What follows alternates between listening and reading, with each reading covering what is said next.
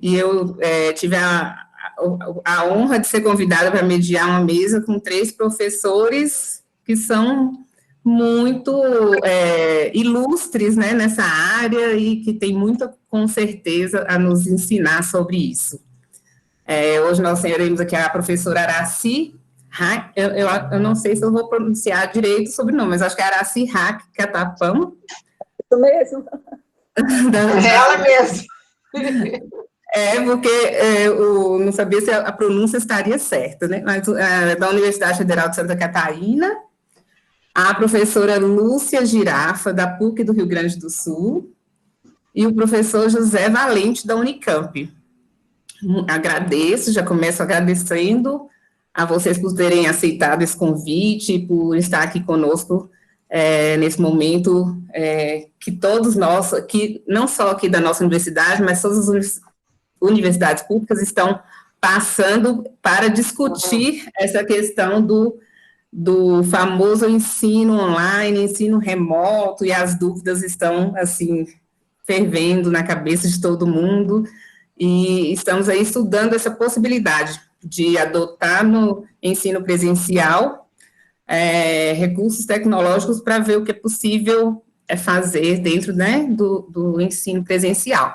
E aí, convidamos vocês para nos dizer sobre as experiências que vocês têm e o olhar de vocês sobre o assunto. A professora Lúcia, ela tem um compromisso às 17 horas, e aí a gente estava pensando, assim, naquela ideia de falas mais curtas, a gente pode começar por ela, e aí vocês dois falam em seguida, e a partir do que for surgindo, a gente vai fazendo essas rodadas, pode ser assim? Pode, tá ótimo. Tá ótimo. Pode. Então, tá vendo aí? Carolina, você poderia passar o link do YouTube para a gente compartilhar? Eu vou pedir o Rian, que está aqui na sala conosco, para passar aqui no chat. Você pode passar, Rian, o link do YouTube? Por favor? Eu não sei se tu está vendo o compartilhamento. Sim, sua tela está compartilhada. Eu vejo. Tá ótimo. Eu fiz bem rapidinho só aqui, posso começar primeiro agradecendo, tá?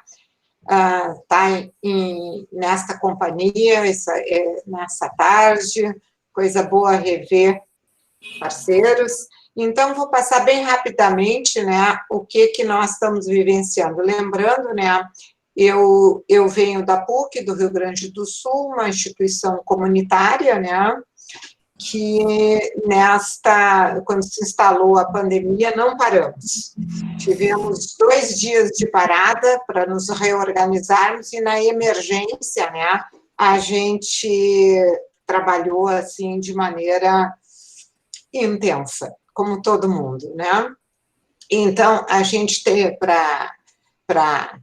nós estamos numa fase de adaptação e flexibilidade. Sou eu como é que eu ando saindo na rua agora, aqui no Rio Grande do Sul, né, de máscara, de protetor, e as 2 palavras do momento, adaptação e flexibilidade. Então, assim, para iniciar a conversa, há mais de 30 anos, né, que se trabalha com essa questão de tecnologias digitais e educação, e a gente viu, né, acontecer em menos de 2 semanas uma verdadeira chance para a experienciação de uso de tudo isso nessa emergência. Então, lembrando, né, a gente tem aqui no nosso grupo de pesquisa sempre cuidado de dizer que, e na universidade inteira, que a gente está num momento de emergência síncrona e não na realidade de educação online propriamente dita, né?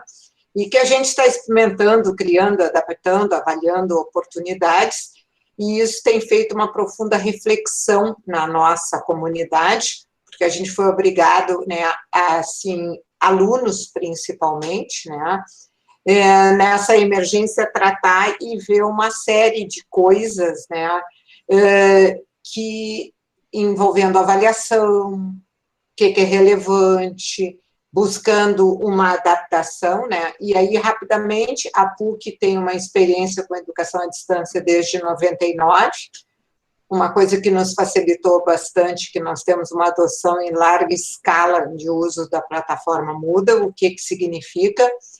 Desde 2006, toda a disciplina de graduação e pós possui pelo menos uma sala de apoio como repositório. Existe uma cultura para uso mesmo que empírica. Nós temos um setor de educação online muito bem articulado com produção. A nossa universidade se organizou em escolas e criaram os núcleos de inovação pedagógica para apoiar inovações, e essa já tinha um projeto da gente trabalhar hibridamente. Então, nós fizemos uma série de ações nesse início da pandemia, que nos levaram, assim, a trabalhar de 14 a 16 horas por dia, inclusive fim de semana, as 2 primeiras semanas, para atender toda a emergência. Então, vocês estão vendo nesta tela, eu já compartilhei essa apresentação com a Carol, que fica à vontade para distribuir para quem quiser.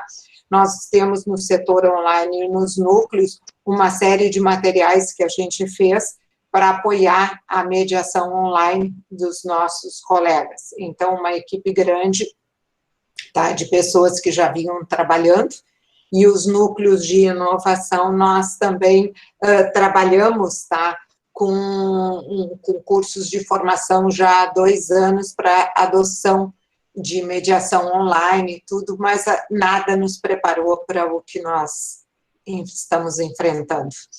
E aí, um pouquinho de como é que a gente está fazendo. Nossa plataforma é o Moodle, que tem uma equipe, foi toda configurada. Nós estamos usando como ferramenta de comunicação síncrona o Zoom, mas poderia ter sido usado qualquer outra coisa, foi uma escolha de grupo, tá? E aqui um exemplo de como é que está a minha vida neste momento.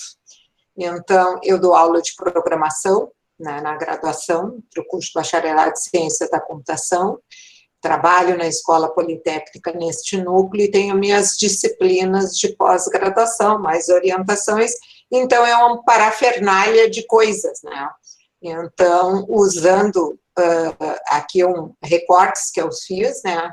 A gente virou youtuber, né? Com um canal no YouTube para postagem dos vídeos no formato não listado, a parte de mediação que eu costumo fazer usando mesa, tá?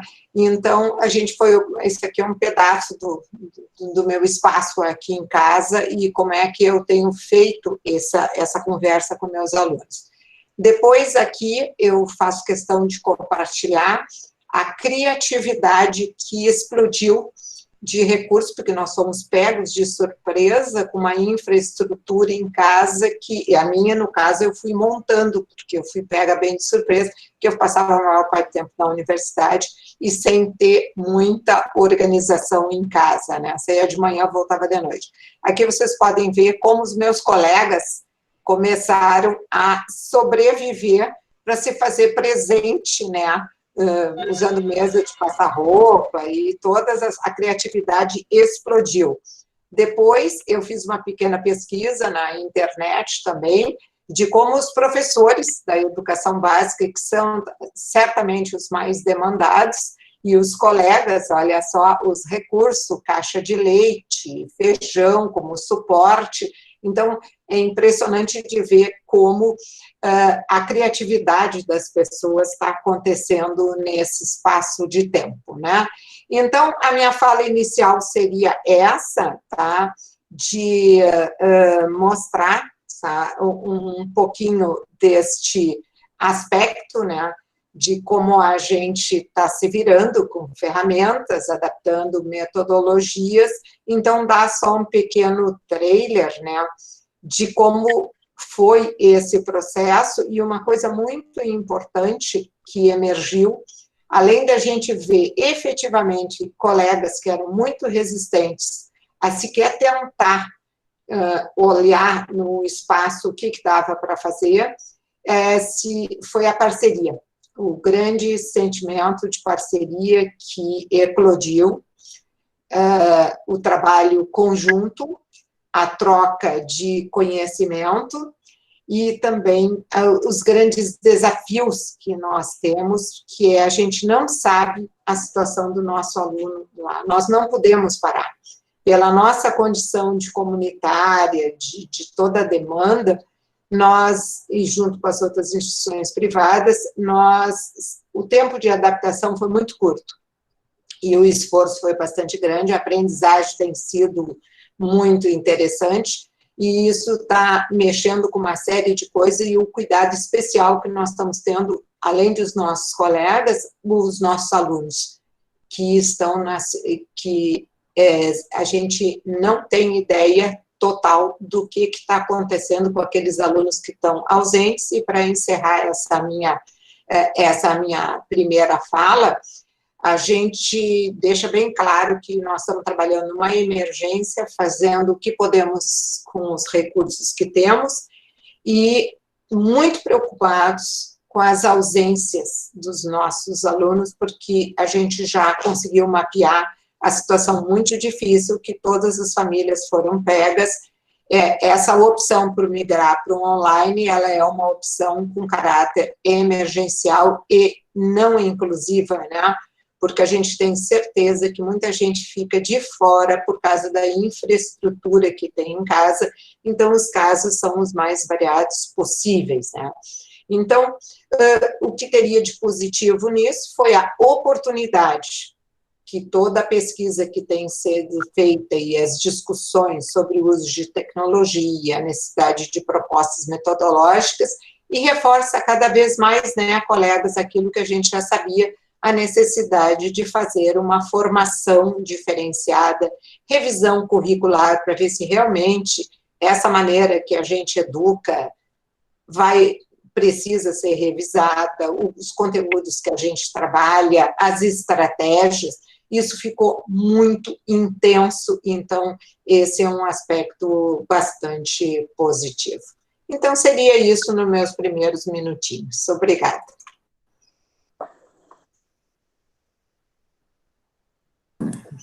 Obrigada, professora Lúcia, muito bom a sua fala inicial. Acho que podemos passar para o professor Araci e depois o professor Valente. Tudo bem, então. Tom de voz, né? O Valente, não sei se ouviu. Estou vendo. A Araci que vai falar agora? Sim. Então tá bom. Eu acho que ela quer que tu fales, Valente. Ah, é? Eu acho que sim, né, Araci? Eu acho que ela passou a pelota para ti. A bola está contigo. Então tá bom. Então, mais uma vez, boa tarde a todos. Agradecer aí a Caroline por essa oportunidade. E também rever a Lúcia, eu conheci a professora Araci, que eu não conhecia, muito prazer. Bom, eu acho assim, que a gente está chamando essa experiência que nós estamos vivendo de educação remota, né? A gente não pode falar que isso aqui é educação à distância. É interessante a gente pensar na questão da mediação, porque, por exemplo, aqui na Unicamp, a gente estava usando o Teleduc desde 2003, como complemento, vamos dizer assim, às atividades presenciais. A gente nunca fez uma experiência totalmente à distância como a gente está vivendo agora. Em 2015, 2014, teve essa ideia de incluir o Moodle, depois usamos o Google Classroom, que também está disponível, mas sempre na abordagem de complementação ao presencial.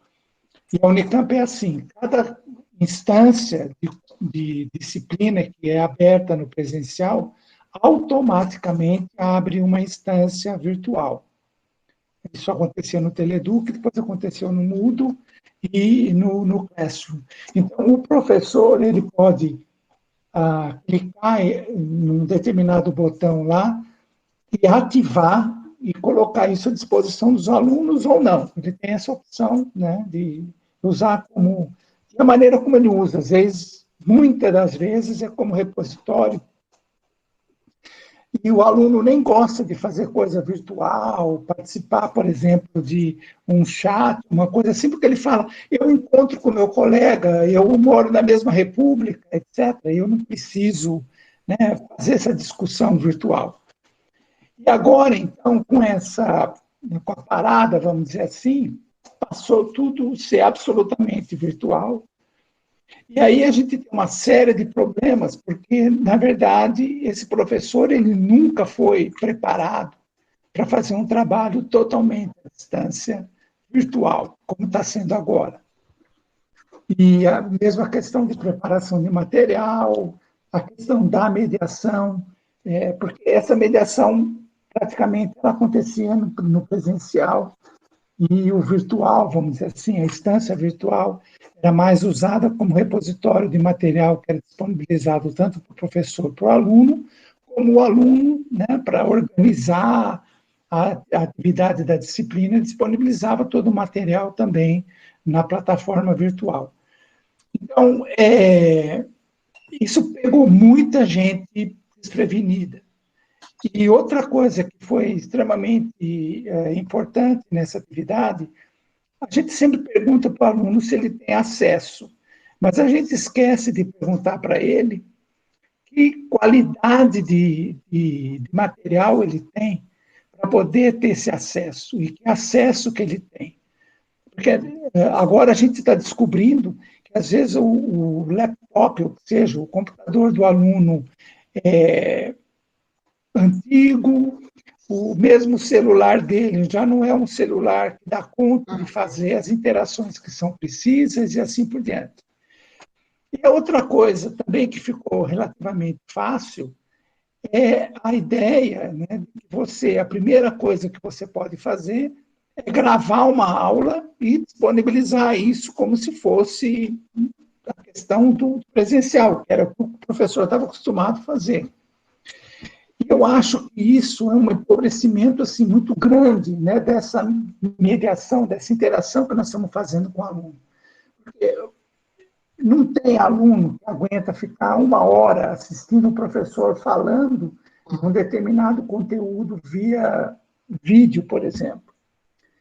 E isso foi assim, a coisa mais fácil que aconteceu, no sentido que talvez preparar material escrito, fazer realmente a preparação do material condizente com uma educação à distância, isso aí não teve condições de fazer, isso não está sendo feito. E, nesse sentido, a interação, vamos dizer assim, ficou reduzida a um vídeo e material que o aluno estuda, ou ele pode fazer alguma coisa, colocar na plataforma para o professor dar uma olhada e ver o que aconteceu. Porque nem, talvez, corrigir, né, uma atividade de 100 alunos, né, de uma semana para outra, esse professor, às vezes, tem. Então, o que nós estamos vendo? A gente está tentando fazer uma limonada do limão. A gente está vendo uma série de problemas e, quando foram feitos os levantamentos, os estudos, etc., a gente pergunta se tem acesso, o aluno marca lá que tem acesso. Agora, a gente está preocupado com a qualidade desse acesso, né? Tanto que banda que ele tem, que recurso de internet que ele tem, que dispositivo, né, tecnológico que ele tem, assim por diante. A segunda questão é essa questão da mediação, porque é o tema nosso, né? É uma mediação bem feita, né, dentro dos moldes do que a gente gostaria, né, do que eu chamo lá do estar junto virtual. É uma mediação que realmente precisa da formação do professor, que ele não teve chance de fazer, e é uma mediação relativamente cara, no sentido que você fazer uma coisa bem feita, com 100 alunos, com 200 alunos, ou seja, você realmente vai precisar montar uma estrutura que a universidade, eu não sei se ela tem condições de fazer, se está interessada em fazer, e se é realmente o projeto, vamos dizer assim, de uma educação à distância, que seja, né, para, por exemplo, ser implementado daqui para frente, não pós-pandemia. Então, são essas as questões assim, que eu acho fundamental para a gente poder discutir. Eu queria, né, que a gente pudesse focar um pouco nessa questão da mediação, porque, do jeito que nós estamos falando, a mediação está simplesmente sendo reduzida à disponibilização de material, muito pouco diálogo, né, com o aluno e entre os alunos, e praticamente uma situação de tarefeiro, né, cumprindo o currículo para a gente não perder o ano e assim por diante. Então, o que significa, né? Tudo bem que foram, né, as condições que a gente teve foram essas. O problema é o que a gente faz pós-pandemia. A universidade, por exemplo, vai ter um suporte para dar apoio a esse professor para fazer essas mudanças que a Lúcia mencionou, curricular, estratégia, formação, melhora de recursos tecnológicos e assim por diante. E o aluno, eu acho que ele não vai ter condições, né, de se preparar para poder fazer isso de uma maneira tecnológica, porque isso realmente custa, e eu não sei se esses alunos têm condições de fazer esse upgrade, vamos dizer assim, da tecnologia que eles dispõem num curto prazo de tempo como a gente tem. Então, acho que para iniciar a conversa, acho que era isso. E aí, então, a gente depois abre para as perguntas. Mas eu acho assim, a temática não poderia ser melhor. A questão da mediação é uma questão que a gente vai ter que discutir, e ela envolve muito mais do que nós estamos fazendo de distribuir material, que seja vídeo, alguma coisa para o aluno ler e fazer uma atividade. Obrigado, Carolina. Obrigado, Lúcia e Yara. Eu que agradeço, professor Valente, muito obrigada. Vamos ouvir agora a professora Araci. Sim, vamos lá. Bem, eu acho que... Está me ouvindo bem? Sim. Então, Sim. eu tinha 2 planos, A e B, e realmente vou ficar com o plano B da minha fala. Que bom, Lúcia trouxe bem ó, o chão, né? O chão, a casa. O Valente foi um pouquinho mais amplo, e eu vou olhar mais amplo ainda. E estou falando com pesquisadora DAD desde 1994, viu, Valente? Você é o nosso percursor aí, DAD, estudei muito seus textos bem lá no começo, e tenho o maior respeito pelo seu trabalho. É um prazer estar com Lúcia e com vocês aí, desse lugar mais lindo que eu mergulhei na universidade de vocês hoje, navegando lá no Vale do Jequitinhonha. Achei muito lindo. E vou trazer, então, 3 considerações mais amplas, um pouco mais amplas, que têm nos preocupado aqui na UFSC. Nós temos trabalhado, sim, a pesquisa e extensão não parou, continua andando normal, e a pós-graduação também, alguns programas estão andando. Por exemplo, eu trabalho em 2 programas, que é educação, programa de pós-graduação em educação, esse não começou ainda o movimento maior, mas no programa de gestão do conhecimento não paramos, nós continuamos nosso trabalho, porque nós já tínhamos uma prática bastante virtual nesse programa. É um programa que trabalha nessa direção. E como que eu, como pesquisadora, estou olhando para essa questão que estamos vivendo hoje. Olhando para um contexto um pouco maior, e nós podemos ver que nós estamos vivendo, no meu ponto de vista, um grande conflito no coração da ciência. O conflito entre ciência, consciência e espiritualidade, que está anunciado nas últimas obras que temos lido nestes tempos, desde Bosnides do Glaser ao Poder da Comunicação em Pastel, há uma série de publicações recentes chamando a atenção para um novo modo de inteligência. E o que acontece? Acontece que o fenômeno Covid, eu vou falar aqui algumas coisas, o que o fenômeno Covid atinge bem este coração, este conflito, em relação à saúde, em relação à economia, em relação à educação, e o motor, a comunicação virtual, que está permeando as possíveis soluções que estamos encontrando, seja para fazer compras, seja para a saúde. É a comunicação virtual que está nos colocando, que está nos mantendo conectados e relacionados. Então, aí eu olho para essa força de comunicação virtual com essa ideia, com esse poder que diz Castells, e assim como eu posso usar a comunicação virtual para apenas passar um recado, como posso usar a comunicação virtual para resolver as grandes questões que estamos vivendo neste momento e termos uma visão global do problema que estamos enfrentando. Aqui do nosso local, aqui da nossa casa, aqui da minha sala, certo? E esse sistema, ele tem um percurso, né? Não vou passar aqui por tudo, porque a gente já conhece, né? Um percurso WW e o protocolo HTTP, né? A visão 3D, a realidade aumentada, tem muitas universidades que já estão trabalhando nesse sentido, né? A realidade virtual em si, na economia, a internet das coisas, né? A produção 4.0, e já estamos falando em educação 4.0, né? Já com propostas bem avançadas. A IA tinha se afastado um pouco, né, Lúcia, do nosso cenário. Agora vem com tudo por causa da Big Data e uma série de questões. E ela vem com tudo por dentro da saúde, com uma série de propostas, se olharmos um pouco mais longe, né? Como é que isso está se vendo. E eu queria parar um pouquinho aqui, como é que temos discutido as possibilidades de aprendizagem nessa mediação virtual que Valente chamou muito bem, como podemos fazer essa mediação virtual. E aí eu gosto de olhar para isso com duas questões. Realmente, o Covid nos jogou 10 anos ou 20 anos para frente em questão de tecnologia.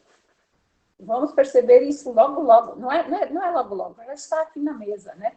O avanço da tecnologia. E hoje o mundo é touch. E esse mundo está apontando para outro modo de educação.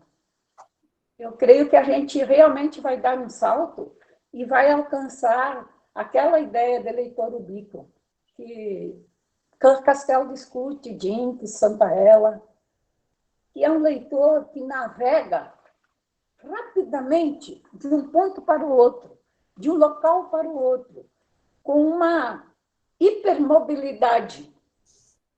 O leitor que nós precisamos, com o qual nós precisamos trabalhar hoje, e acabamos de fazer aqui um levantamento no nosso público, UFSC, 7 a 9% dos nossos estudantes não têm acesso. Mas a maioria tem acesso aqui, na palma da mão. Então, se nós formos pela veia, quem tem um PC em casa ou um Note, não atingiríamos tantos. Mas se nós pensarmos na mobilidade, no móvel que está na palma da mão, nós vamos atingir quase todos os nossos estudantes com uma mediação instantânea. Pois eu creio muito naquilo que diz Foucault, tecnologia só é em si. Quando fora de si, é apenas técnica. Em si quer dizer, quando ela está incorporada no meu modo de ser, no meu modo de fazer, no meu modo de aprender. E quando pensamos assim, nós estendemos o nosso olhar lá para uma discussão, para uma educação disruptiva, para uma educação totalmente diferente. E hoje nós podemos olhar e ver dois tipos de leitores, né? O leitor imersivo, aquele que navega nas redes sociais e faz uma leitura muito rápida e mais quer se dizer do que ouvir, que é o que mais temos analisado em questões de redes sociais. As pessoas querem se dizer, se fazer ouvir, mas não ouvir. Então, esse é um leitor com o qual nós temos que trabalhar. E outro é um leitor mais centrado, que podemos dizer, como diz Santaella, um leitor ubíquo, que está na hipermobilidade mas orienta-se mentalmente por diversos espaços, muito rapidamente. Adolescentes e jovens fazem isso. Para nós é um pouco mais difícil, porque o nosso modelo mental está ainda em outra dimensão. Mas o leitor ubíquo navega rapidamente e é ilusão pensarmos que ele só faz uma leitura superficial. Eu tenho o sentido do que eu tenho lido e pesquisado, que esse leitor movente está operando com outro modelo mental. Eu observo isso, eu tenho turma no pós-graduação, eu tenho de 18 a 70 anos, meus alunos, por exemplo. E a diferença de uma leitura que fazemos nós com o nosso modelo mental e a leitura que faz esse leitor movente, que ele, em uma rapidez, uma economia de energia mental, ele pega a essência da mensagem e trabalha com ela profundamente, não é superficialmente, como a gente se engana. Ele é capaz de absorver, de adentrar com uma sutileza, com uma intuição apurada e uma mobilidade rápida, célere. Ele pega a mensageria das leituras, das imagens, dos textos, principalmente pela leitura da linguagem imagética. Então, eu vejo um horizonte novo de uma educação que vai se plantar e vai nos levar, de uma forma ou outra, para uma visão nova, de uma educação mais intuitiva, profunda, intuitiva, mais ampla, do que a que nós temos até hoje no currículo que temos. Inclusive, eu fiz recentemente uma live para o grupo dos professores do Estado, e a grande preocupação deles era: e como é que eu venço os meus conteúdos e o meu programa? Que essa é a nossa questão. Eu disse: temos o melhor conteúdo do mundo para trabalhar hoje. Vida, saúde, biologia pura. Está conectado com economia, com geografia, com história, com tudo que você quiser. Essa questão vida, que é o nosso risco hoje. É o problema na mesa. Esse é o melhor conteúdo. Como que podemos trabalhar com isso? Com o que pudermos, com aquilo que nos toca diretamente. Alimentação, saúde, cuidados, né? E por aí, e assim por diante. Então, eu tenho a sensação, eu tenho visto professores, Lúcia, do Estado, acharem soluções incríveis. Estou colecionando essas soluções. Incríveis. Um professor de matemática montou lá no seu quarto, pintou a parede de branco e é seu quadro, e ele ministra as aulas, e eu fico assistindo entusiasmada. Nós vamos achar uma saída, e eu tenho certeza que essa saída vai dar um salto de 10 a 20 anos. Certeza não.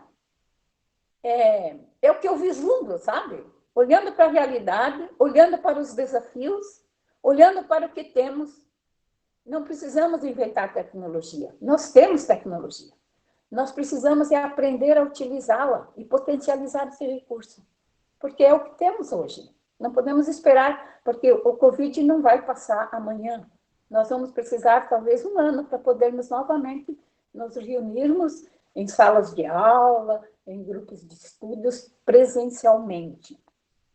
Vamos aprender a lidar com o presencial virtual.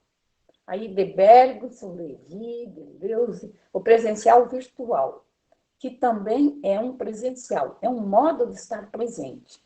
Esse é o que eu estou vislumbrando neste momento como professora e como pesquisadora. E essa é a provocação que eu deixo aqui para a gente pensar até onde nós podemos alcançar e usar da crise para criar coisas novas. Já estamos criando, né? Você mostrou aí algumas coisas fantásticas. Então, vamos lá. Esse era meu recado, essa é a minha provocação. Estender o olhar para o horizonte, que o horizonte está aqui nos nossos pés hoje, nos provocando e nos desafiando. E o recado é vida. o melhor conteúdo que temos.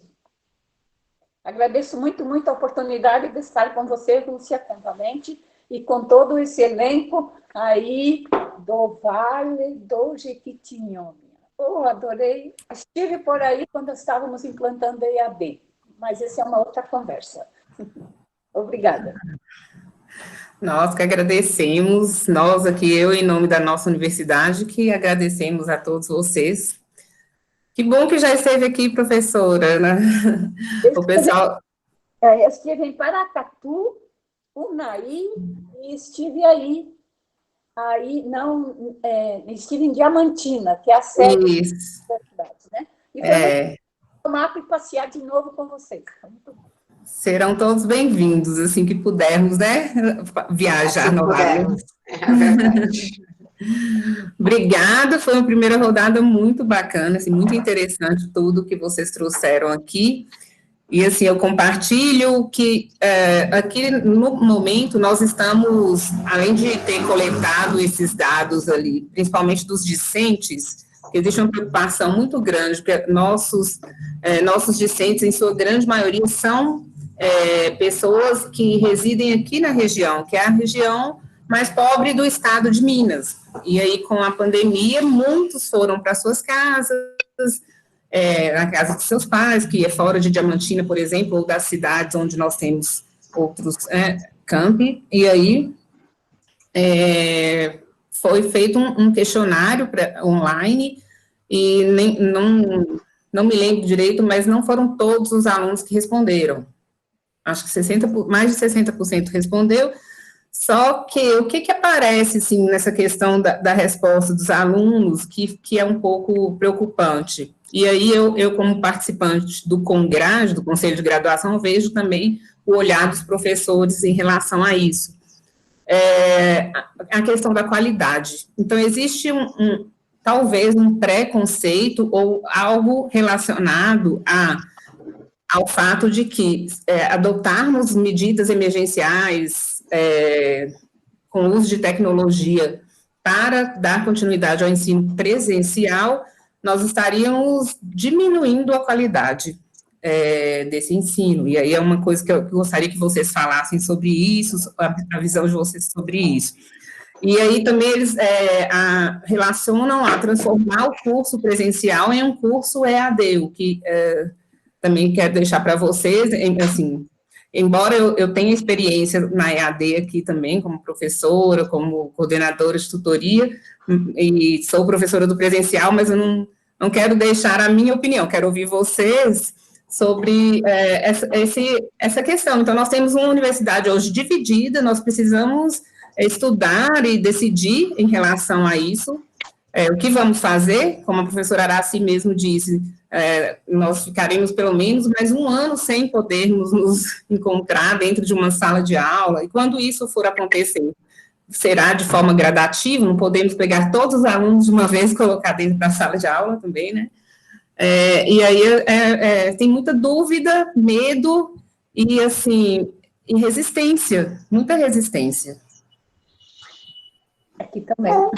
Então, vai fazer a rodada na mesma hora? Sim, pode ser. Bom, eu anotei aqui e eu vou na mesma linha que o Valente apontou, a questão da qualidade da oferta de uma forma de fazer educação, para mim está muito centrada. Claro, nós temos uns aspectos muito importantes do custo da tecnologia, para a gente poder fazer umas entregas boas sob tempo de infraestrutura, porque no presencial a gente não precisa, a gente acha outros contornos, mas lembrando que a gente não está fazendo educação online, tá? Que é o subconjunto de educação à distância apoiada por plataforma, tecnologia, etc. O que nós estamos fazendo é emergência. Nós estamos fazendo educação síncrona, emergencial, remota. Nós estamos atendendo uma emergência.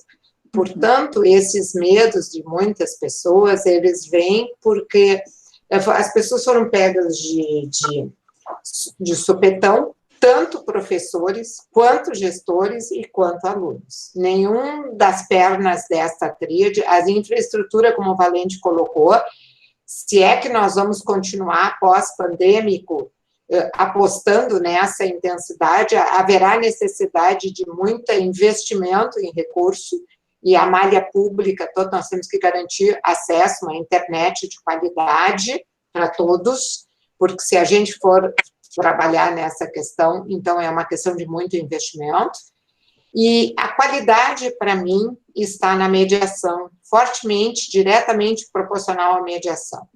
Então, aí isso passa por decisões, Carolina e colegas, assim, muito... o número de alunos numa turma, intensidade de atendimento, tempo de resposta. A gente tem uma oportunidade muito bacana de personalização, que a gente sempre quis, né? Assim, não tem nada a ver com EAD, né? Mas a gente sempre quis ter, o aluno tem suas peculiaridades. Então, neste modelo que nós adotamos lá na PUC, que está sendo a saída emergencial, é um exemplo e não um modelo, isso é bem importante, né? A gente está aqui trocando figurinhas. Eu vejo, assim, primeiro, a necessidade de produção de materiais para acesso assíncrono, porque a gente não tem a menor ideia, né, assim, equivalente das condições do aluno. Eu tenho tido relatos, assim, um computador, e como o Valente diz, o fato de ter celular não é qualquer celular, tem que ser um celular que tenha processamento. Então, a questão tecnológica, ela impacta muito, ela é, neste momento, um grande fator restritivo de se agregar qualidade, viu, Carolina? E ainda tem a questão da formação docente para romper aquela ideia, porque a gente tem uma cultura presencial e oralista e acredita que se está olhando o professor falar, está aprendendo. E está vendo coisas muito interessantes.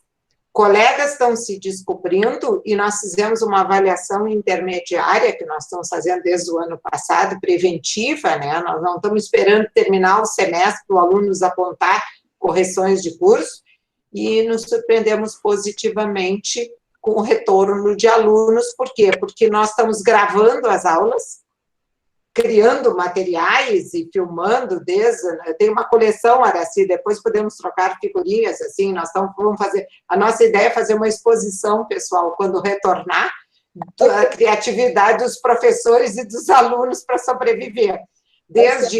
Eu, antes de comprar minha mesa, que foi uma situação, eu empilhava livros com prato de pirex, aquele de fazer lasanha, com o celular em cima, filmando eu fazer as coisas. Mas daquilo me dava um trabalho de edição, eu resolvi investir, né? E me trouxe muita paz e muita agilidade. Mas isso, assim, para não me prolongar muito, o que está dando muito resultado é ter a gente está usando, assim, eu estou usando aquele princípio da sala invertida, eu disponibilizo todos os materiais. Outra dica, não é a aula por aula, é por semana.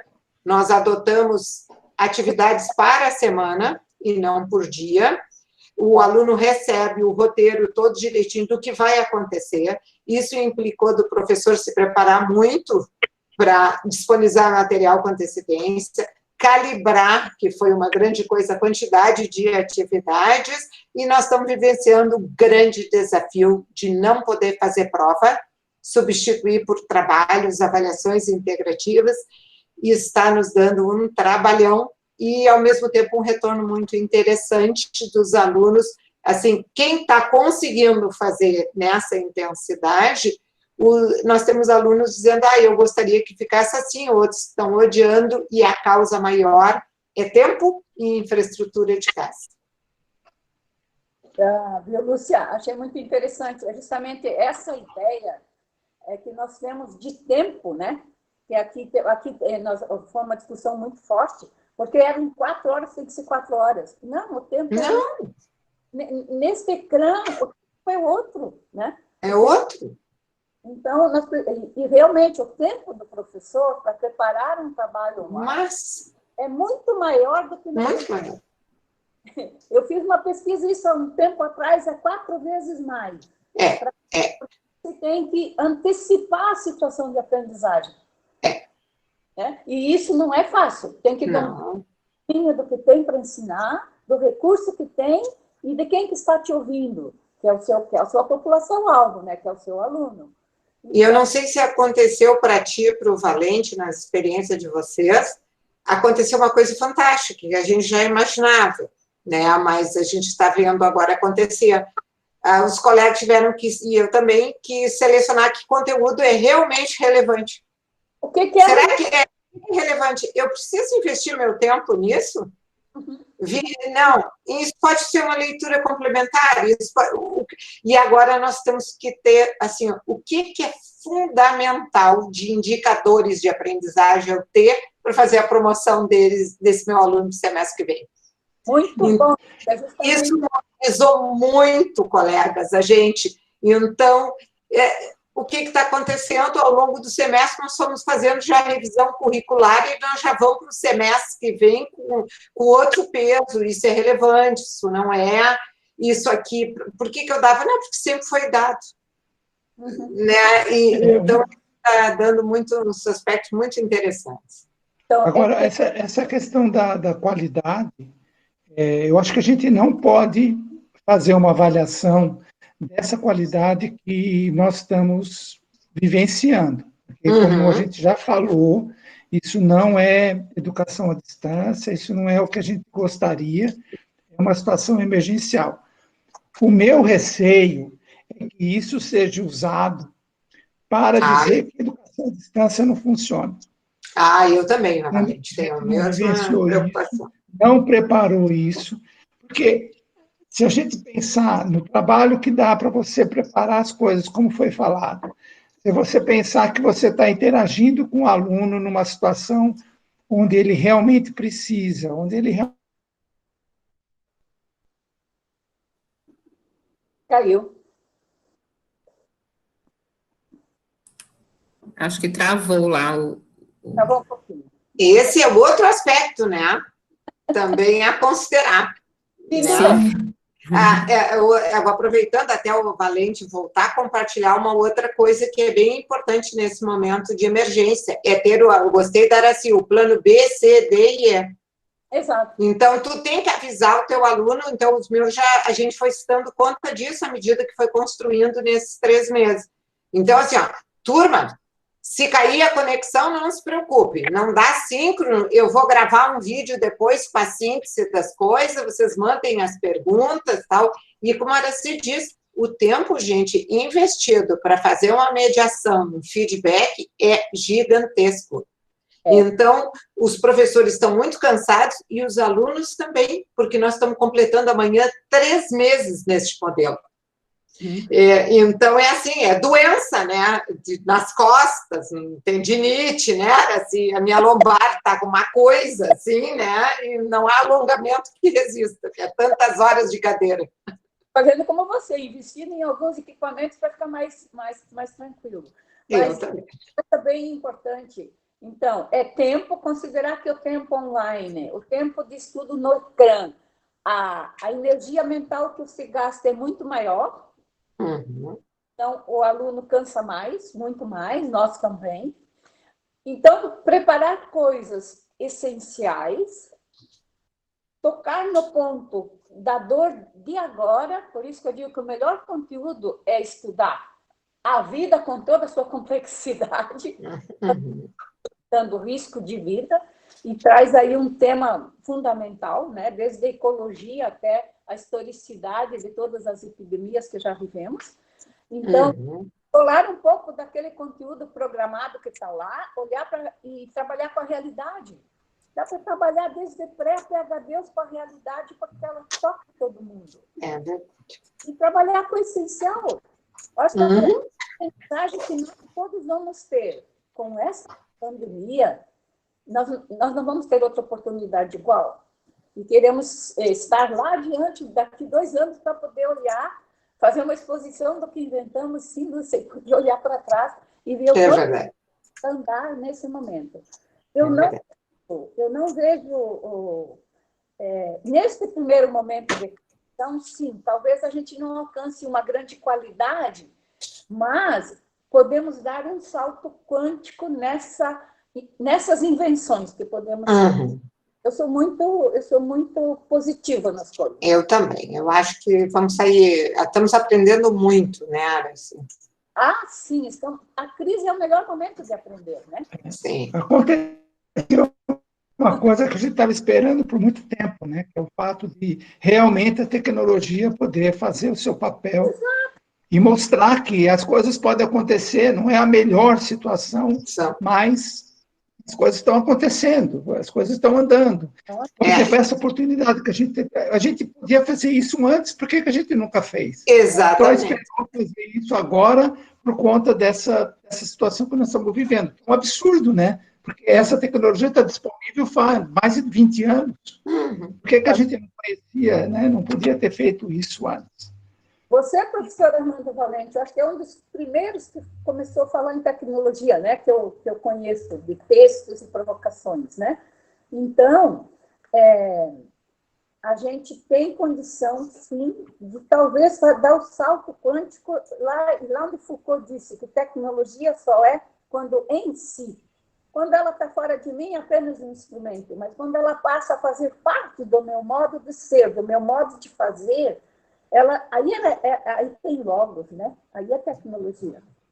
Agora, uma coisa que é importante para chegar nesse nível que você está falando, a gente vai precisar, por exemplo, de políticas públicas para poder fazer isso, porque não é todo mundo que tem chance de ter acesso.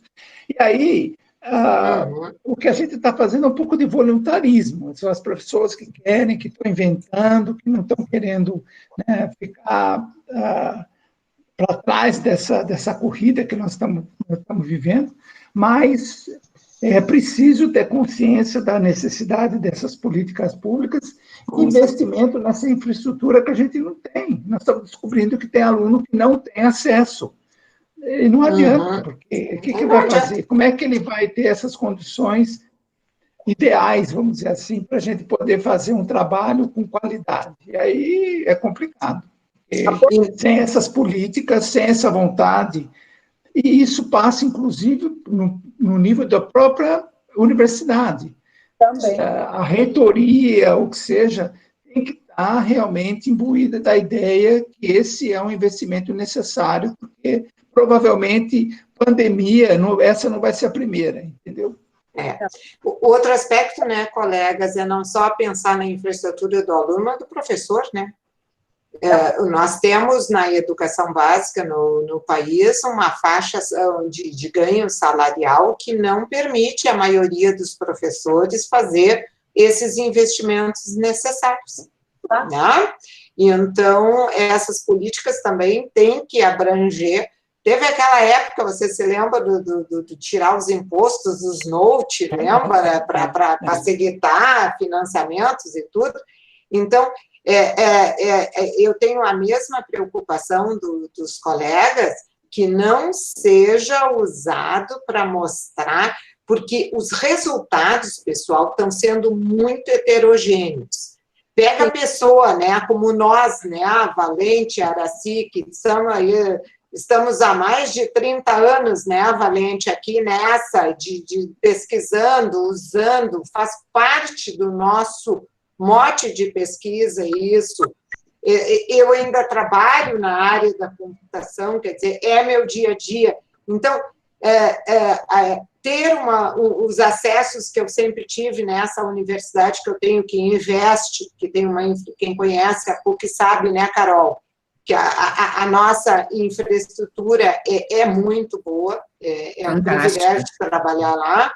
Então, e essas coisas de infraestrutura, e o Luciano estava perguntando de preparo de formação docente, não é tendo uma disciplina de informática na educação, no currículo da licenciatura e da pedagogia, que vai formar de forma transversal o professor que nós estamos. É que nem o pensamento computacional, né, Valente, na base nacional comum curricular, que tem que ser uma coisa transversal, tu vai resolver com uma disciplina. A gente tem mania no país de resolver as coisas por meio de uma disciplina. Tá? E então, isso, nós estamos falando de ações conjuntas de grande porte que tem várias coisas. Então, este medo do valente eu também tenho. Por isso que toda fala este é meu 8º ou 9º webinar, eu sempre digo, gente, isto não é educação à distância, não é educação online, isso é emergência. Não é educação à distância. Eu gosto de chamar de educação virtual, ensino online, porque e tem uma coisa, então são duas coisas. Há poucos dias tive um webinar com o MEC, lá com um grupo, e eu disse, o que o governo tem que fazer? Liberar acesso, ampliar acesso para a população em geral? Deu um jeito nisso? E formação de professores, sim. Agora, a formação de professores, eu olho para dentro das nossas universidades e que nós podemos estar, né, contribuindo nisso, sim, né, contribuindo nisso efetivamente. E eu lembrei esses dias, Lúcia, de um grande programa, acho que você participou também, fiquei pensando, puxa, se tivesse dado certo, aquele projeto UCA, por exemplo, né? O UCA. Lembra do projeto UCA? Um iPad para cada, na mão do aluno, que ficou preso lá no programa do Proinfo, não foi. Que poderia hoje estar, né? Poderia hoje estar na mão do aluno do ensino fundamental, do professor do ensino fundamental, um programa de formação que tinha um propósito bonito, mas não, por uma série de questões políticas e restritivas de financiamento, não chegou onde deveria chegar. Chegou em alguns lugares. Nós temos aqui um exemplo de um município que é Brusque, que tornou-se uma cidade inteligente e está usando, mas é uma escolha.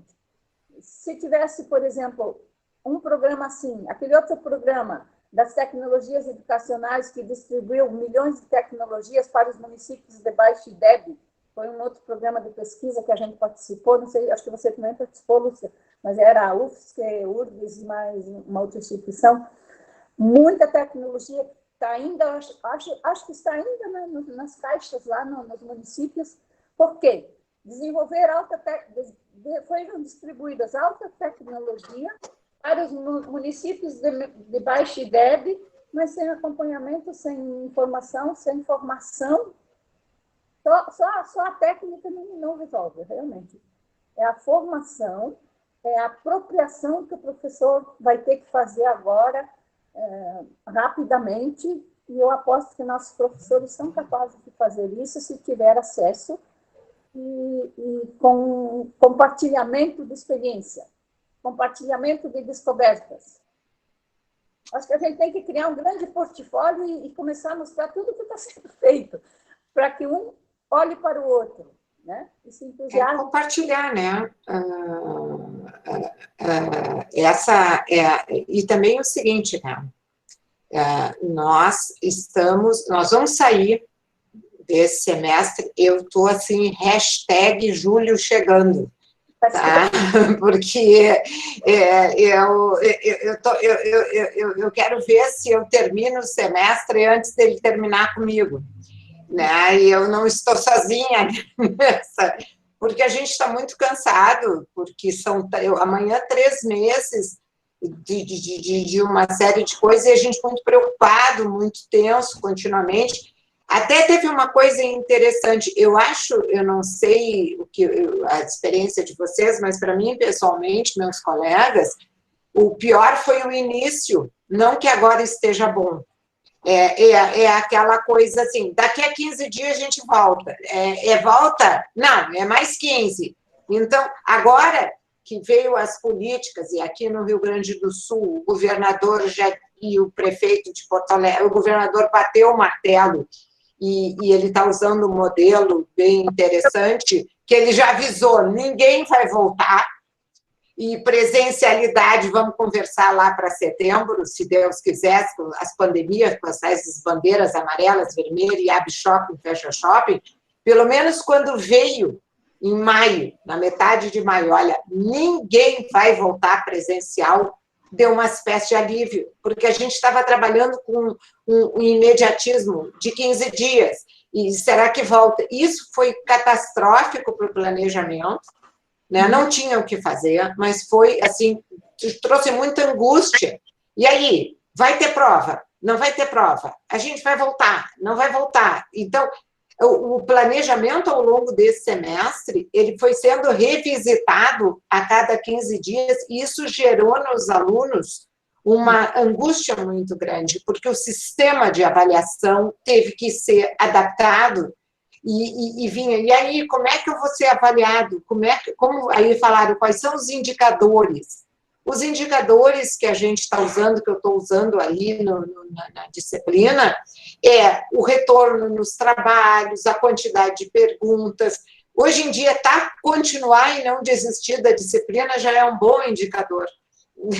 Então, a gente está fazendo um trocadilho que é muito importante. A gente não está fazendo a avaliação da aprendizagem, a gente está avaliando a aprendizagem. E trocar isso é fundamental. Então, a gente está acompanhando o aluno, segurando com a mão. Outra coisa, colegas, a entrega é segunda-feira. Não entregou segunda-feira, entrega na quarta, na quinta, na sexta, porque caiu a internet, ficou sem computador. Hoje é dia de entrega de uma atividade para mim. Meu aluno no privado disse, professora, foi-se o meu computador, estou com um note bem velhinho que eu não consigo programar. Posso entregar depois? Pode! Claro que pode.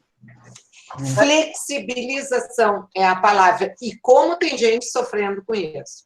Flexibilização, trabalhar com o essencial. Sim. Né? E fazer o que nos toca, o que se pode ser feito. Porque não vamos poder fazer, claro, igual ao presencial, mas aquilo que pode ser feito tem que ser feito. Eu acho que a gente pode fazer muito. Mesmo. Flexibilização, você tocou num ponto fundamental. Tempo no ecrã é outro tempo, e flexibilização. Em qualquer hora, em qualquer lugar, você me manda o trabalho. Eu digo assim para os meus. Que é isso? Não desista, eu só digo assim, isso, mas não faça da quebra deste computador motivo para não, vamos lá, dá-se um jeito, né? O semestre vai terminar. O que a gente não pode aceitar é pensar que é um ano perdido. Aí sim. A gente não pode sair dessa, falar, não, isso, eu acho assim, tem ganhos extremamente importantes que a gente está vivendo, né? Nós falamos de educação à distância desde 2000 e bolinha. Isso. Eu acho que antes de 2000 de bolinha, né? Acontece, não acontece, está acontecendo, né? As coisas estão acontecendo. Nós estamos vendo aí uma série de diferenças, dificuldades, necessidades, desigualdades. Agora, são questões que a gente vai ter que resolver, porque eu acho assim, tudo bem, né? O semestre que vem provavelmente não vai ser muito diferente, vai ter aí outros componentes, mas eu não vejo na mesa uma discussão dizendo realmente para que lado que a gente vai e como que essa coisa pode acontecer de maneira mais natural, né? No sentido de que não tem essas incertezas, esses problemas que a gente viveu no começo por falta dessa insegurança e condições completamente adversas que a gente viveu. Eu acho que a gente tem que se preparar para uma visão diferente do que seja educação hoje presencial, e ter essas soluções mais ou menos à mão, porque eu acho que essas condições elas vão ser normais. Não é possível que a gente vai viver exatamente uma universidade do jeito que a gente viveu até o começo desse ano. É verdade. Então, o problema é o que está sendo pensado de modo que essa educação pode ser uma educação que, num determinado momento, a gente liga as condições e a gente continua trabalhando de maneira mais natural do que aconteceu nessa situação. E eu não estou vendo discussões nesse nível. Ainda a preocupação é quem que volta, se o professor tem 60 anos, ele não vai poder voltar. E aí, então, não sei, entendeu? Nós estamos querendo voltar para a sala de aula do jeito que era antes. E eu acho que isso aí não é positivo, isso aí não contribui. Você traz um ponto muito interessante, Valente. O que quando voltarmos, e aqui o pessoal costuma falar o novo normal, eu disse, novo nunca é normal, novo é novo. Novo é novo, né? Novo é novo. Nem o presencial e nem a AD, porque tem uma regulamentação que não cabe na realidade que estamos vivendo hoje. Exatamente. Ela é controladora, né? Outra coisa, nós vamos ter que repensar esse conteúdo, esse currículo, porque esse currículo foi feito para lápis e papel. Como é que a gente vai agora pensar num currículo que é viabilizado via tecnologia? Esse professor não vai fazer sozinho. Nós, na ideia do trabalho com tecnologia, o nosso papel é ajudar esse professor a fazer esse salto. Isso aí significa formação, não só dele saber mediar, dele saber usar as tecnologias, compartilhar a tela, etc., mas repensar como é que ele ensina cálculo via tecnologia. E o que é essencial a ser ensinado? O que nós vamos ensinar? E aí o colega que estava colocando, a Lucineide, a lógica curricular, isso que o professor Valente está falando. Nós temos que mexer. E olha a quantidade de recurso, né, Valente, Araci, que nós temos para trabalhar. Vem cá, precisa ser expositivo, precisa ser eu que tenho que mostrar esse conteúdo, eu não posso criar oportunidades para que o aluno interaja com experimentos e, a partir daquilo, nós fazemos um encontro síncrono para discutir. Então, nesse aspecto, eu tenho concentrado, Araci e Valente, assim, ó, hoje, eu tinha uma parte muito difícil da matéria para dar, né? Eu trabalho com programação orientada a objeto, linguagem Java, e o conteúdo dessa semana é um ápice, assim, de muita... Aí, eu consegui descobrir também uma ferramenta que permitia fazer uma simulação, e fiquei testando, né? Todo fim de semana, né? E aí, deu certo. E aí ele disse, tá, professora, eu achei que não era tão difícil assim. Mas aí até nós, professores, diante dessa restrição, saímos da zona do conforto. Exatamente. Não que aqui nós fôssemos acomodados, mas a gente foi obrigado a ir atrás de recursos, de alternativa, e aí vai o que o Valente diz. Aí é o professor compromissado, né? Você consegue fazer isso porque você vive a tecnologia. Mas um professor que não tem essa fluência, ele não sabe nem onde buscar. Então, a universidade devia prover um organismo, um órgão, que ajudasse esse professor a fazer esse salto. Porque não é dando curso de formação como é que compartilha a tela. Com certeza. Nesse aspecto, Valente, nós estamos desde o ano passado, de novo, um exemplo e não modelo, tá? A universidade criou os núcleos de inovação pedagógica como elementos articuladores nas escolas para ajudar.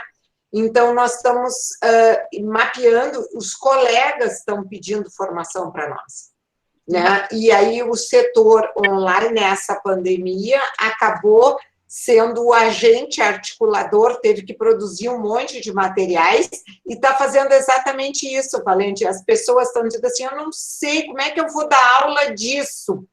Aí começou nos grupos de WhatsApp, assim, olha, eu estou fazendo isso e tal. Então, o que está acontecendo? Nós abrimos no Google Drive um documento onde nós estamos registrando as ferramentas que os professores estão usando para cada estratégia, e aí está nessa sobrevivência, né, Valente?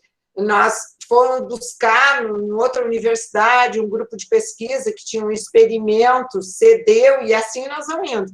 Então, nesse aspecto, eu estou bastante feliz, né? Não estou feliz por causa da pandemia, veja bem, a gente está conseguindo numa mobilização, e assim, eu acho que o maior ganho foi a chance, Valente, Araci, que deram para a gente provar que existe possibilidade de fazer as coisas diferentes e também com qualidade, só que vai requerer um monte de entorno, né?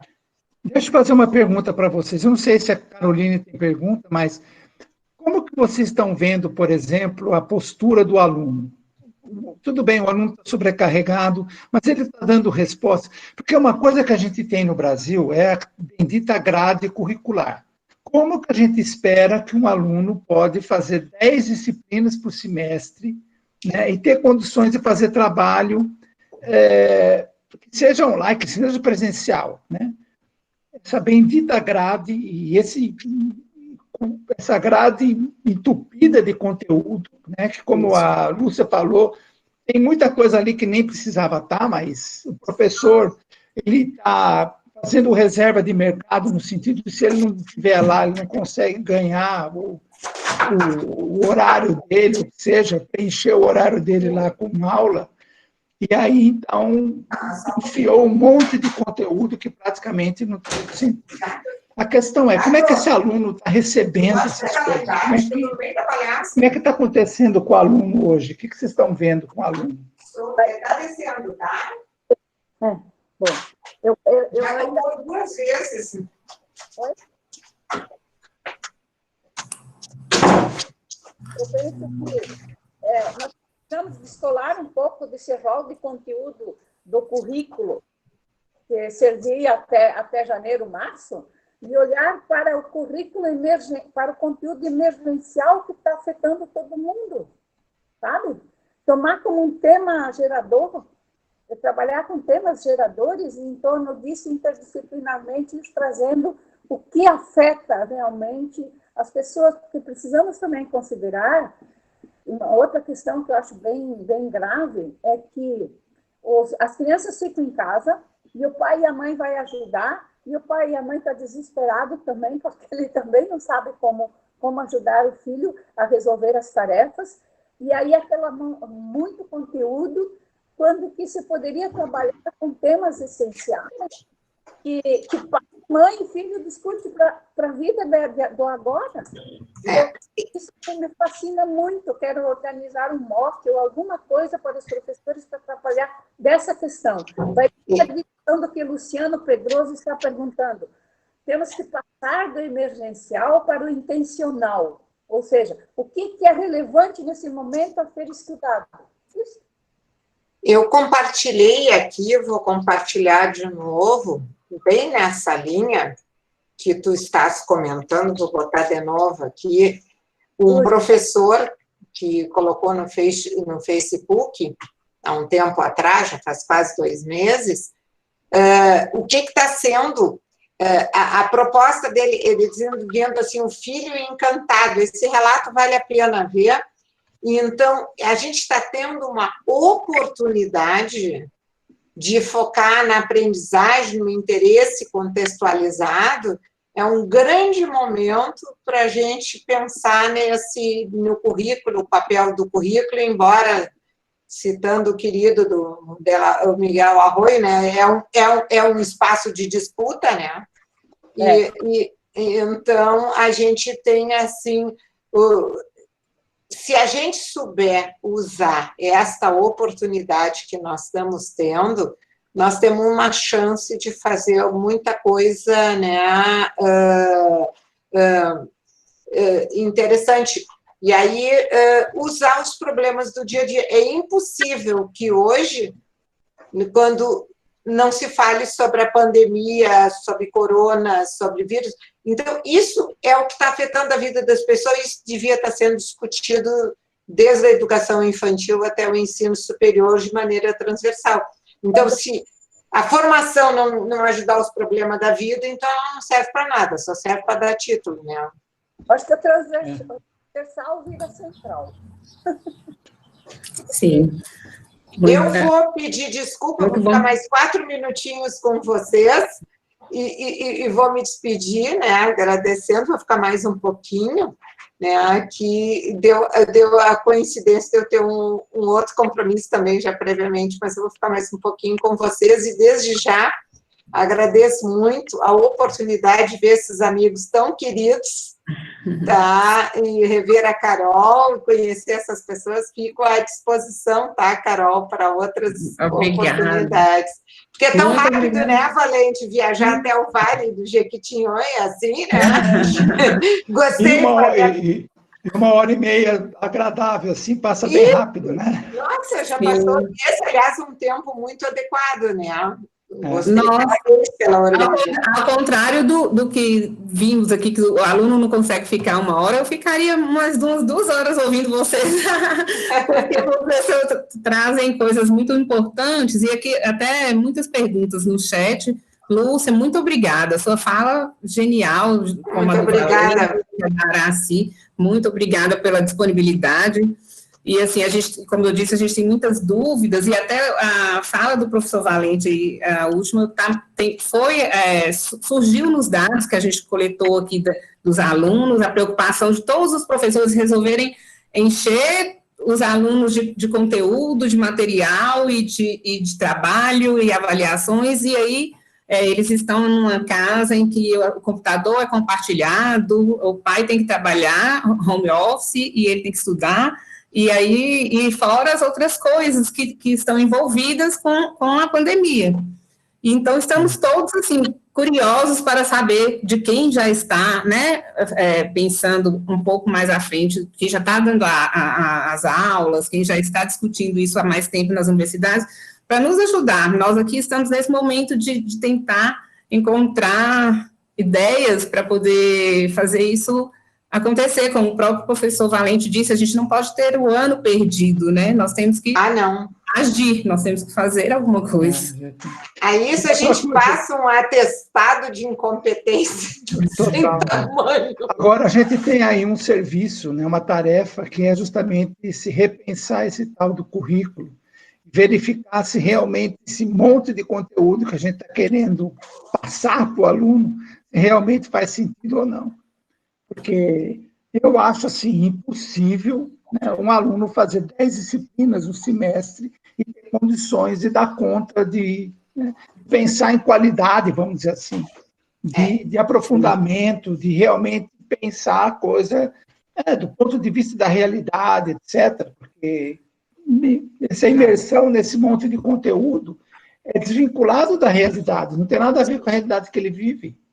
E a gente está preocupado com isso ainda. Com tanta coisa acontecendo, a gente está preocupado com o conteúdo da disciplina que tem que dar, que tem que chegar no fim de semestre, que tem que avaliar, que tem que dar prova, que tem que ter certeza, entendeu? E aí... Mas isso, né, Valente, é bem daquele tempo. Eu sempre brinco com as minhas orientandas, meus alunos, eu digo assim, ó, a sua cabeça ainda está na lógica, tu ainda vive num tempo em que tu não tem isso aqui na mão, né? Hoje a informação está aí. Então, o que a gente vai precisar? A gente vai ficar falando de conteúdo? Ou a gente vai aprender a resolver problema da vida, se qualificar para fazer intervenções na realidade, melhorar a vida das pessoas, as competências que a gente tem que desenvolver, sociais, emocionais, ter inteligência digital para entender esse mundo, para não passar fake news, para não deixar golpista, não se expor. Então, nós temos coisa tão mais importante para discutir, para ensinar, do que ficar jogando conteúdo, que é uma pena, né? E, nesse aspecto, a pandemia nos mobilizou para pensar. Esse é a limonada do limão. É a limonada do limão. Tá? Então, eu vou aproveitar, pedir licença, eu estou contigo, Carol, eu ficaria mais 1 hora batendo papo aqui. Então, um beijo grande para vocês. Valente, que coisa boa te reencontrar. A última vez foi lá em São Paulo, naquele evento tão bom. E, Araci, que bom te rever. Tá? Carol, um beijo grande a todos vocês, tá bom? Um beijão e até a próxima. E fiquem bem e usem máscara, por favor. Tá bom, Lúcia. Um abraço para você. Tchau. Obrigado pela oportunidade. Eu queria fazer uma sugestão, quem sabe a Carol levanta as questões chaves aí, né, para a gente dar uma resposta aos colegas. Tem alguém fazendo isso, Carol? Não.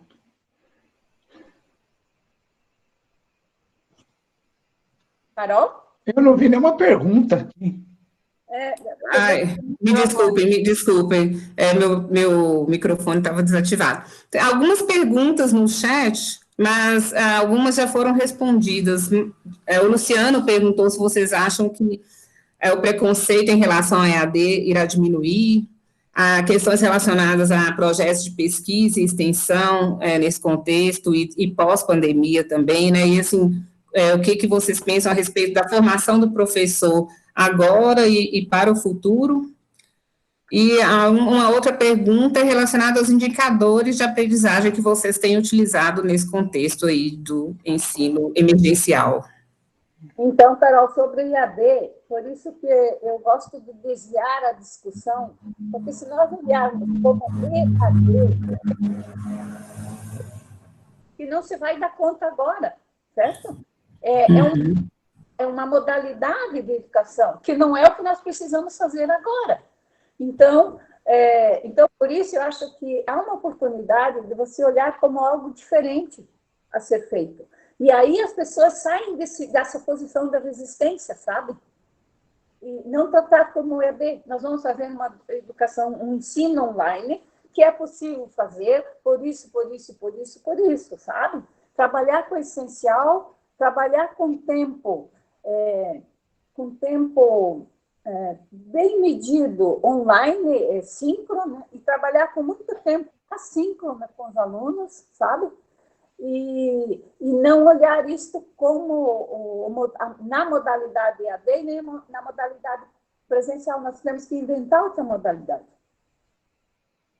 Eu chamo de ensino online. E que recursos podemos ter? Podemos usar vídeo, simulação, que a Rafa lembrou muito bem. Olha, no ensino médio, por exemplo, eu fiz uma assessoria aos professores de física no BioA, que é um banco mundial de objetos de aprendizagem. Tem 250 objetos só para ensino de física em 4 linguagens. Maravilhoso. Só que nós não sabemos procurar ainda. O professor não sabe ir lá. Como fazer uma apresentação, como fazer uma demonstração. Então, eu concordo com a Valente que nós, universidades, que temos de recursos e de estudantes que querem fazer pesquisa, vamos produzir material e modelo. Estou desafiando meus alunos para isso. Mas nós temos que fazer isso. Não, agora nós temos que fazer isso, que é o emergencial.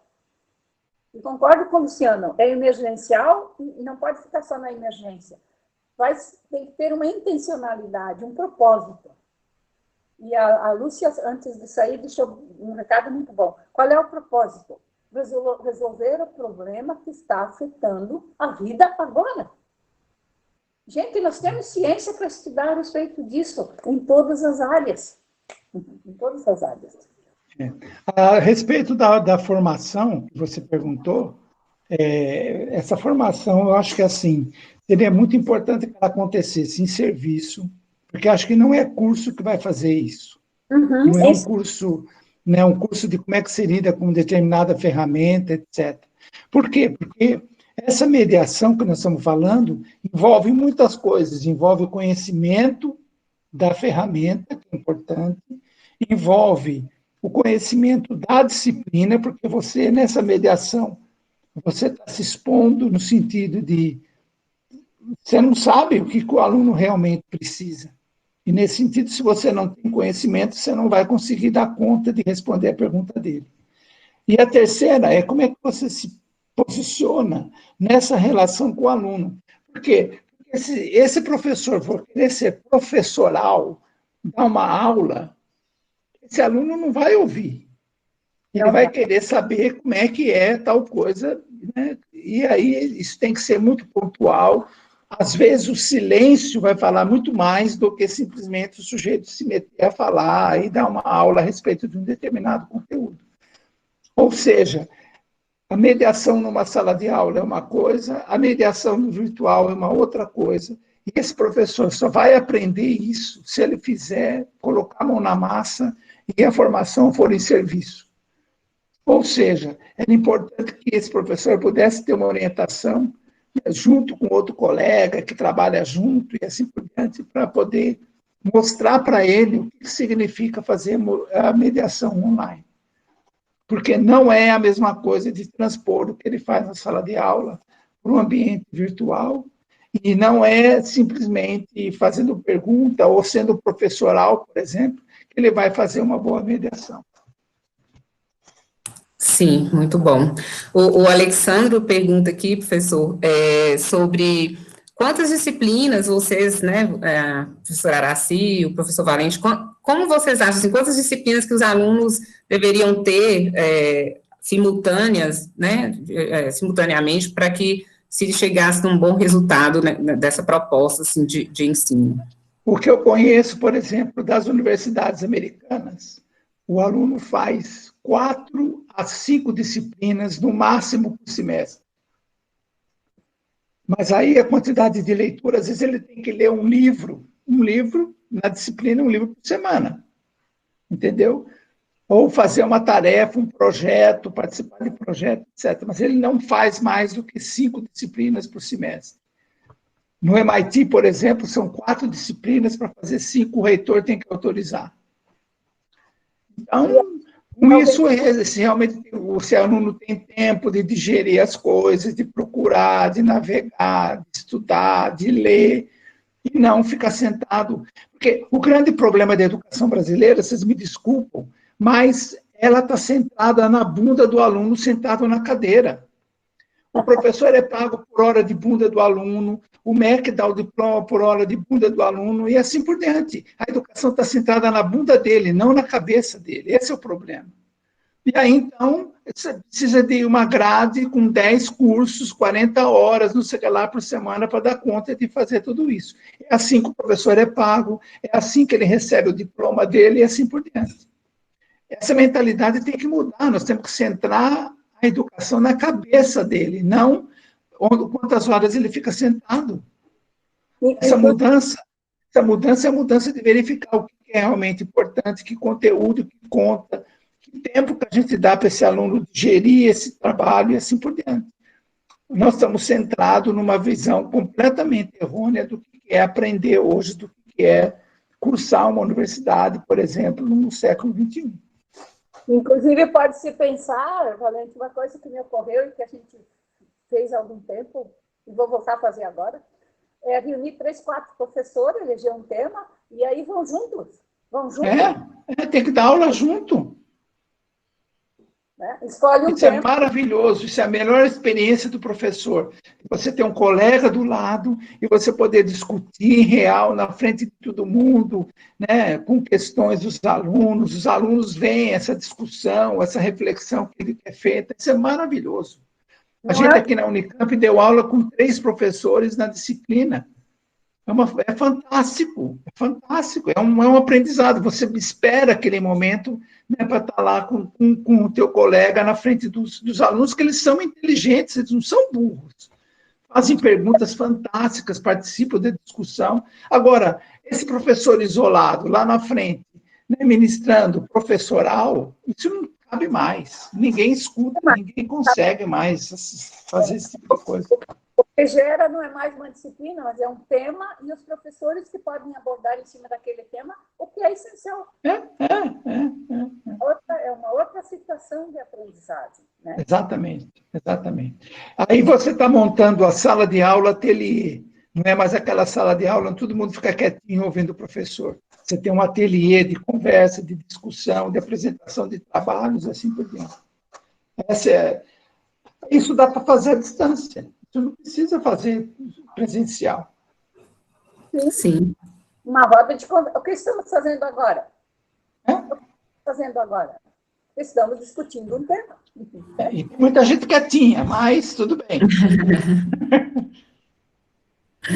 Muita gente curiosa, porque nós estamos querendo aprender com quem já está fazendo, né? Muito bom. Nossa, mas falas muito enriquecedoras aqui para nosso contexto, principalmente. Eu sei que tem pessoas de outras universidades aqui conosco nesse bate-papo, que são todos bem-vindos, e é porque estamos todos sofrendo com essa angústia de o que fazer, né, agora, como fazer. E foi o que vocês falaram, né, como devem ser as práticas pedagógicas e como que vamos... retornar, e é uma angústia dos alunos também, e ouvi-los é muito confortante, assim, para a gente poder sair do lugar, né, para a gente começar a pensar. Talvez se eu começasse a perguntar, o que eu posso fazer agora, nessas medidas que estou agora, né, de restrição? O que eu tenho e o que posso fazer? Porque nós podemos muito, quando a gente se pergunta, o que eu posso fazer agora? Agora. Porque se ficarmos pensando o que eu já fiz, não vai dar. Não dá. Sim. Porque não podemos fazer o que já fizemos. Vamos ter que descobrir o que podemos fazer agora. O que nos toca fazer agora. Acho que cada um vai descobrir, sim. Nosso professor é muito criativo. Eu costumo ser um indivíduo trabalhador, criativo e inventivo. Vamos botar nossa invenção a serviço dos nossos alunos. Sem dúvida, muito bom. Alguém aqui quer fazer mais alguma pergunta dos que estão, dos espectadores aqui do nosso webinário?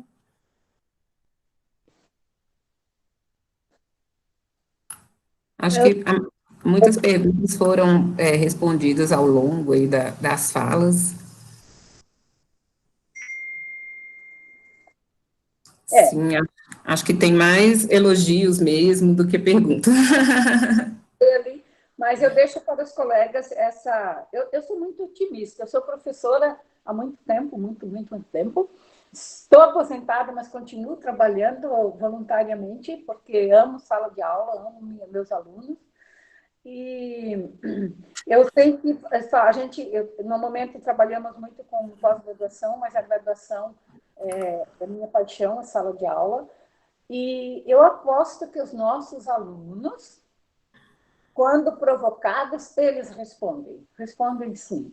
Colocar os desafios, como diz Vygotsky, lá na relação proximal, nem muito alto, nem muito mesmice, o aluno vem e responde. E quando o aluno é provocado nos pontos de interesse, você não precisa correr atrás, é ele que corre atrás. E hoje temos um ponto de interesse muito importante. Sobrevivência, saúde, alimentação, cuidados. Nossa, tem tanta coisa para ser tratada que implica em todas as áreas. Sim. Penso assim. Um abraço Sim. muito grande. É muito bom estar com vocês e poder conversar, saber o que está acontecendo nesse nosso Brasil extenso e intenso e rico. Sim, muito obrigada, professora Araci, foi maravilhoso. Pode ter certeza que a sua fala, do professor Valente, da professora Lúcia, assim, esclareceu muita coisa para a gente e nos dá mais uma tranquilidade para seguir nessa discussão aqui na nossa universidade. Eu acho que todas as outras universidades também federais que estão tendo que pensar nisso agora, né? E, assim, muito bom, assim, aprender com vocês e vou ficar agora stalkeando vocês para ver o que vocês estão fazendo, para eu fazer também, para eu copiar. Sem angústia, sem sofrimento, faz o que pode ser feito. Sim. Muito bom, muito obrigada. Obrigada pela disponibilidade. Foi muito bom. Professor Valente, muito obrigada. Também já há alguns anos leio seus textos, seus trabalhos também, porque eu me interesso bastante por essa área, já tem um tempo, desde a graduação, e é uma honra, um prazer tê-los aqui hoje nesse webinário. Foi muito bom. Obrigado, Caroline. Um abraço, Iraci. Um abraço para todos. Tudo de bom. Abraço, se cuidem. E vocês também. Tudo bom. Pós-pandemia, venham à Diamantina conhecer a nossa universidade. Muito obrigada. Será um prazer. Tudo de bom, gente. Um abraço para todos. Obrigada. Tchau.